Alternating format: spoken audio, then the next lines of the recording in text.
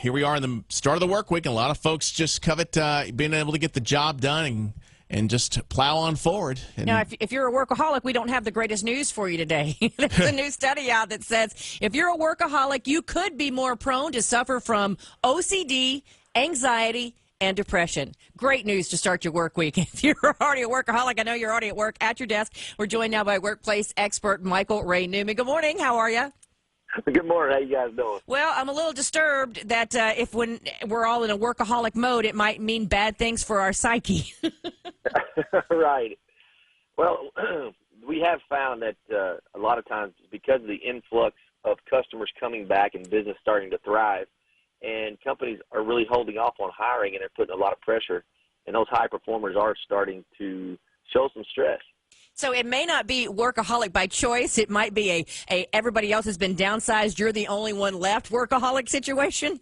Yep, that's kind of the deal. You get left holding the bag a lot of times.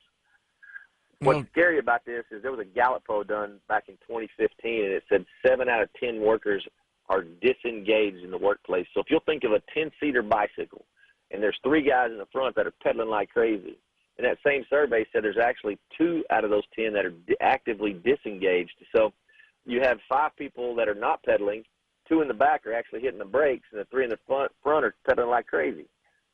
Oh, that doesn't sound pretty. Doesn't sound like fun. Not if you're not 3 at the front.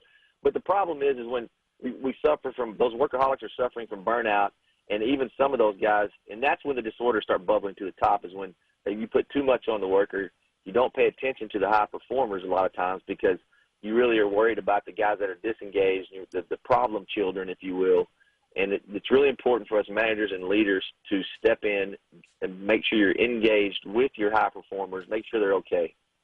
That's a good point. Again, we're talking to workplace expert Michael Ray Newman, and oftentimes, kind of like we talked about at the beginning, some people are always going to work, they're always going to find things to do, and some people started their job with certain job duties, and because people have been let go or because the company has been downsized, their job requirements have grown, and it's a balancing act for a lot of people to figure out how they can continue to get everything done and still have a regular life at the same time. You really nailed it right there, balance. It's a balancing act, and what you don't want to do is make these guys take vacation. I know that's one of the suggestions. Let's make them take vacation. For a workaholic or somebody that's a high performer, to make them take time off is, a kiss of death for them. Mm-hmm. But what we encourage, Mr. Zig Ziglar, is we do a lot of speaking and training, and his balance of the wheel of life, which focused on work and on family and friends and financial and faith. And if you could encourage these guys to keep that energy but focus in a different area, because balance doesn't come in a 24-hour day anymore. You don't sleep 8 hours. You don't have dinner with the family. It comes in seasons. We work a lot of times, but we take time off. And when you can get these high performers to understand that and refocus just a little, you'll have a much more engaged employer and a much happier person for a longer period of time. Where does that start with an employee? Is that convincing them to give themselves permission to do that? That is a great point. Yes, and that's a really good question too. Of how does that look? It's really important when you always pay attention to the squeaky wheels get the grease, right? But when you pay attention to that high performer, you talk about how they're doing and personally how they're doing. And when you can connect what they do to what their passion is and what their goal is, and as a manager, if you'll take the time to ask them if they're focused on that, if they're working towards that, that's when you really make a connection.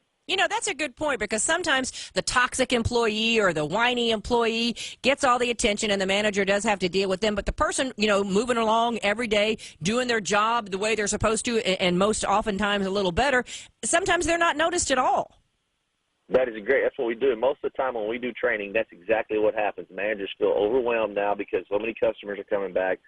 Technology is involved now. They're expected to manage their customers with technology and their employees with technology. They don't understand that they're trying to learn it. They're overly stressed, more people, so the only people they focus on are the problem children. Yep. Michael Ray Newman, workplace expert, thank you so much for joining us on Memphis Morning News. We learned a little bit, and Karen and I are just going to kind of chill out for the rest of the show. All right, Mark. Appreciate you guys. Call me if you need me. All right, thanks so much.